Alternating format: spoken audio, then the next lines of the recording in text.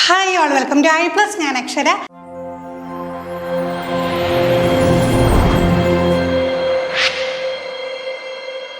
ഇന്ന് language of mathematics, nature of mathematics, abstraction, understanding children, thinking and reasoning, simple ആയിട്ടുള്ള കാര്യങ്ങൾ തന്നെയാണ്. Basic ആയിട്ട് അറിഞ്ഞിരിക്കേണ്ട കാര്യങ്ങൾ എക്സാം പോയിന്റ് ഓഫ് വ്യൂവിൽ എന്തൊക്കെയാണെന്ന് നമുക്ക് നോക്കാം. അങ്ങനെ നേച്ചർ ഓഫ് മാത്തമാറ്റിക്സ് എന്ന് പറയുമ്പോൾ മാത്തമാറ്റിക്സിൻ്റെ ഒരു പ്രകൃതം എങ്ങനെയാണ്? അബ്സ്ട്രാക്ഷൻ ഇൻ മാത്തമാറ്റിക്സ്, അബ്സ്ട്രാക്ഷൻ അതിൽ നമുക്ക് നേച്ചറിൽ വരുന്ന ഒന്നാമത്തെ കാര്യമാണ് അബ്സ്ട്രാക്ഷൻ. അബ്സ്ട്രാക്ഷൻ എന്ന് വെച്ച് കഴിഞ്ഞാൽ എന്താണ്? Simplifying complex system by focusing on essential properties and relationship that define those system. കേൾക്കുമ്പോൾ വലിയ സംഭവമായിട്ടൊക്കെ തോന്നും. അപ്പോൾ ചില കാര്യങ്ങൾ നമുക്ക് കൃത്യമായിട്ട് എന്താണ് കോംപ്ലക്സ് ആയിട്ടുള്ള കാര്യങ്ങൾ സിംപ്ലിഫൈ ചെയ്തെടുത്തുകൊണ്ട് പ്രധാനമായിട്ട് അറിഞ്ഞിരിക്കേണ്ട കാര്യങ്ങളും ബന്ധങ്ങളും അതിനെ ഡിഫൈൻ ചെയ്ത സിസ്റ്റമൊക്കെ മനസ്സിലാക്കുക. ഇങ്ങനെയൊന്നും ചോദ്യം ചോദിക്കാൻ പോകുന്നില്ല, ജസ്റ്റ് ഒരു ഇൻട്രഡക്ഷൻ പോലെ പറഞ്ഞതേ ഉള്ളൂ. അതാണ് ഈ അബ്സ്ട്രാക്ഷൻ എന്ന് പറയുന്നത്. ദെൻ എന്താ അവിടെ it allows mathematics to generalize and create models that apply to broad range of scenario. അപ്പോൾ ചില കാര്യങ്ങളൊക്കെ എന്താണ് നമുക്ക് കോൺക്രീറ്റ് ആയിട്ട് നമുക്ക് കണ്ട് മനസ്സിലാക്കാം, ചിലതൊക്കെ അബ്സ്ട്രാക്റ്റ് ആണ്, നമുക്ക് കണ്ട് മനസ്സിലാക്കാൻ പറ്റില്ല. അങ്ങനെയുള്ള കാര്യങ്ങളെ നമുക്ക് മനസ്സിലാക്കി തരാനായിട്ട് നമുക്ക് മാത്തമാറ്റിക്സിൻ്റെ സഹായം തേടാം.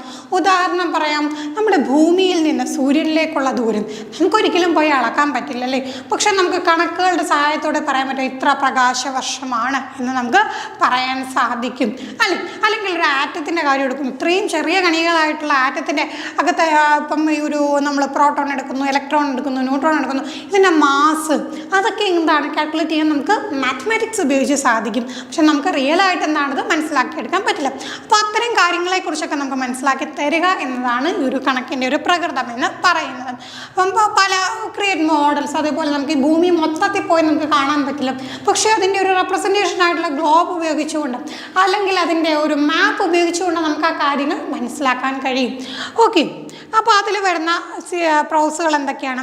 ഐഡൻറ്റിഫൈങ് പാറ്റേൺ, പല തരത്തിലുള്ള പാറ്റേണുകൾ, recognising recurring structures in different context. അപ്പോൾ ചില കാര്യങ്ങൾ, ചില പാറ്റേണുകളൊക്കെ റിപ്പീറ്റായി വരുന്ന കാര്യങ്ങൾ മനസ്സിലാക്കാൻ. Generalising principles, formulating rules of theorem that apply to wide array of cases. ഇപ്പോൾ ചില പ്രിൻസിപ്പിളുകൾ എന്താണ് വൈഡ് അറേ ഓഫ് കേസിൽ നമുക്ക് അപ്ലൈ ചെയ്യാൻ പറ്റും. ഉദാഹരണം പറയുകയാണെങ്കിൽ ത്രികോണം, ഇനി എത്ര ചെറിയ ത്രികോണം ആവട്ടെ, എത്ര വലിയ ത്രികോണം ആവട്ടെ, ആംഗിൾ സം പ്രോപ്പർട്ടി ഉപയോഗിച്ച് എന്താണ് 3 ആംഗിളുകളുടെ സമം 180 അപ്പോൾ നമുക്ക് എന്താണ് ആ റൂള് നമുക്ക് എന്ത് ചെയ്യും ജനറലായിട്ട് അപ്ലൈ ചെയ്യാൻ കഴിയും. ഇതുപോലെ പല റൂളുകളും തിയറവും ഒക്കെ ഉണ്ട്. Simplifying reality, stripping away unnecessary detail to focus on core concept. അതായത് എന്താണ് നമ്മൾ റിയാലിറ്റി മനസ്സിലാക്കി തരാനായിട്ട് ഞാൻ നേരത്തെ പറഞ്ഞ പോലെ ഈ ഒരു ഭൂമിയും സൂര്യനും തമ്മിലുള്ള ദൂരം തന്നെ, അപ്പോൾ അതിൽ അൺനെസറി ആയിട്ടുള്ള ഒരു ഡീറ്റെയിൽസും വേണ്ട, നമുക്ക് കണക്കുകളുടെ സഹായത്തോടു കൂടി സ്പെസിഫിക് ആയിട്ട് പറയാം ഇത്ര ലൈറ്റ് ഇയർ ആണ്, ഇത്ര പ്രകാശവർഷമാണ് ആ ഒരു ദൂരം എന്ന് പറയാം. ഇനി എക്സാമ്പിൾ നമ്മളതാ പറഞ്ഞത് ആ ഒരു ട്രയാങ്കിളിൻ്റെ കാര്യം തന്നെ, സൈഡ്സ് ആൻഡ് ആംഗിൾസ്. നമ്മളിപ്പോൾ ട്രയാങ്കിളിനെ എങ്ങനെയാണ് പറയുക? ട്രയാങ്കിൾ എന്ന് പറയുമ്പോൾ അതിൻ്റെ സൈഡും ആംഗിളും വെച്ചുകൊണ്ടാണ് പറയാൻ. നമുക്കറിയാം 3 സൈഡുകൾ ഉണ്ടാകും, 3 ആംഗിളുകളും ഉണ്ടാകും. അപ്പോൾ എന്താണ് സ്പെസിഫിക് സൈസ് ഓറിയൻറ്റേഷനോ ഒന്നും പറയാതെ തന്നെ നമുക്ക് എന്തായത് മനസ്സിലാക്കാം. എത്ര വലിയ ട്രയാങ്കിൾ ആവട്ടെ, എത്ര ചെറിയ ട്രയാങ്കിൾ ആവട്ടെ, എല്ലാത്തിലും ഇത് ആപ്ലിക്കബിൾ ആണ്. This abstraction allows to derive properties and theorems applicable to all triangle. അപ്പോൾ ഈ ഒരു അബ്സ്ട്രാക്ഷൻ ഉണ്ടായതുകൊണ്ട് നമുക്ക് എന്താണ് എല്ലാ ട്രയാങ്കിൾസിനും ആപ്ലിക്കബിൾ ആയിട്ടുള്ള പ്രോപ്പർട്ടീസ്. ഇപ്പോൾ ഈ ഒരു 3 ആംഗിൾ കൂട്ടുമ്പോഴത്തേക്ക് എന്താണ് ആ 180 ഡിഗ്രി ആണ് എന്നുള്ള ആ ഒരു കൺസെപ്റ്റ്. ഇത് മാത്രമല്ല പല പല കൺസെപ്റ്റുകളുണ്ട്. ഏതെങ്കിലും 2 ആംഗിളുകൾ കൂട്ടിക്കഴിഞ്ഞാൽ തീർച്ചയായിട്ടും അതിൻ്റെ സം എന്ന് പറയുന്ന 3ാമത്തെ ആംഗിളിനേക്കാളും കൂടുതലായിരിക്കും, അല്ലാതെ ഒരിക്കലും നമുക്ക് ട്രയാങ്കിൾ വരയ്ക്കാൻ സാധിക്കില്ല. അപ്പോൾ ഇതെന്താണ് വലിയ ട്രയാങ്കിൾ കുഞ്ഞു ട്രയാങ്കിൾ നമ്മൾ വരച്ച് നോക്കിയിട്ടാണോ? അല്ല, ആ ഒരു കണക്ക് കൂട്ടി കഴിയുമ്പോൾ തന്നെ നമുക്ക് മനസ്സിലാക്കാം. അതാണ് ഈ ഒരു ഐഡിയ എല്ലായിടത്തും എന്താണ് ആപ്ലിക്കബിൾ ആണ് എന്ന് പറഞ്ഞത്. Then understanding children, thinking, reasoning in mathematics.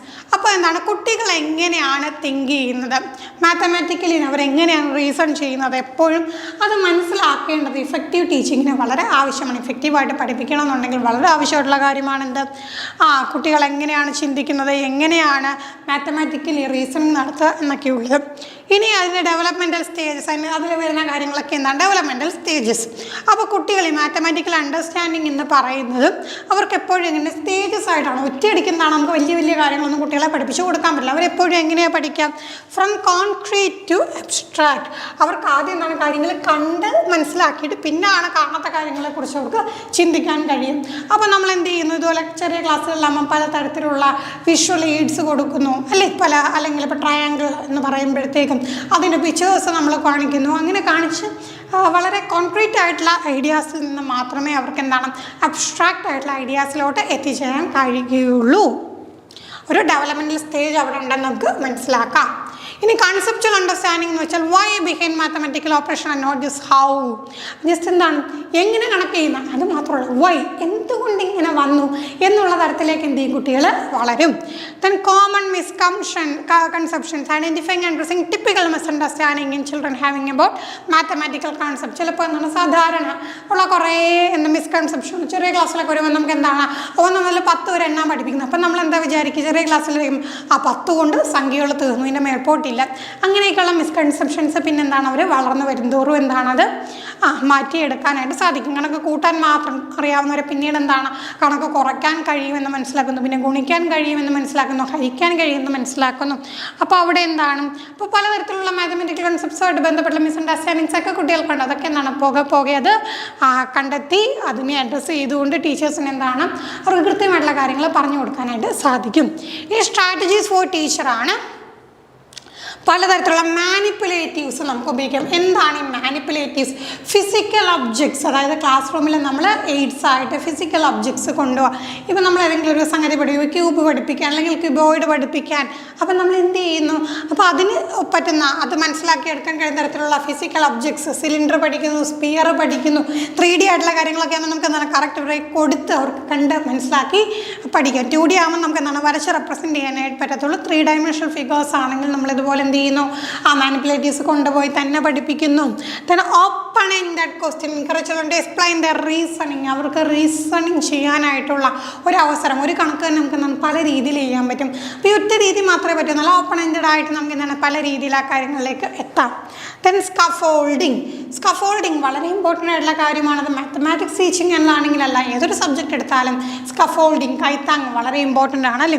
Providing support and gradually increasing complexity as students understanding deepens. അപ്പോൾ ആദ്യം എന്താണ് നല്ല രീതിയിൽ സപ്പോർട്ട് ചെയ്യേണ്ടി വരും. ചെറിയ പ്രായത്തിൽ ആദ്യമായിട്ട് കണക്ക് പഠിക്കുമ്പോൾ നല്ല രീതിയിൽ സപ്പോർട്ട് ചെയ്യണം. പതുക്കെ കുട്ടി കാര്യങ്ങൾ പഠിച്ചു വരുമ്പോൾ എന്താണ് അതിൻ്റെ കോംപ്ലക്സിറ്റി കൂടുന്നതനുസരിച്ച് എന്താണ് സപ്പോർട്ട് നമുക്ക് എന്ത് ചെയ്യാൻ പറ്റും?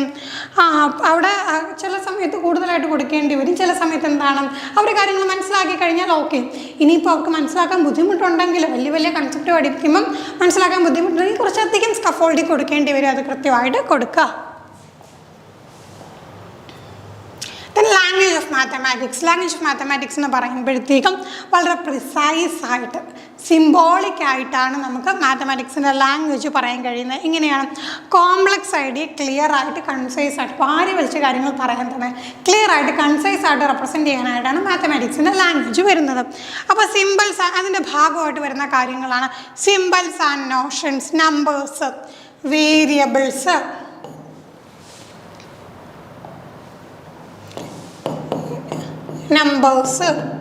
വേരിയബിൾസ്, പിന്നെ എന്താണ് ഓപ്പറേറ്റേഴ്സ് എന്ന് പറയുമ്പോൾ നമ്മുടെ ഈ കാര്യങ്ങൾ plus, minus, equal, greater than, less than, fraction, അങ്ങനെയൊക്കെയുള്ള കാര്യങ്ങളൊക്കെ എന്താണ് ഇതിൽ വരുന്ന ഭാഗമാണ്. മാത്തമാറ്റിക്സിൻ്റെ ലാംഗ്വേജിൽ വരുന്ന കാര്യങ്ങളാണ്.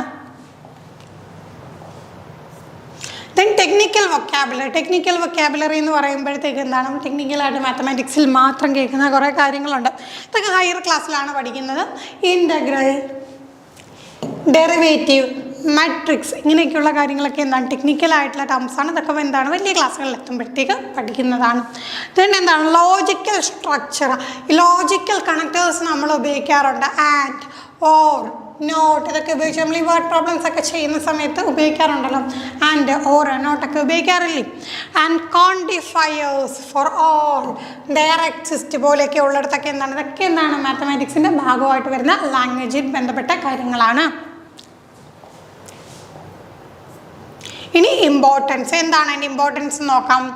ക്ലാരിറ്റി, ഒന്നാമത്തെയാണ് clarity. Ensure that mathematics statements are unambiguous.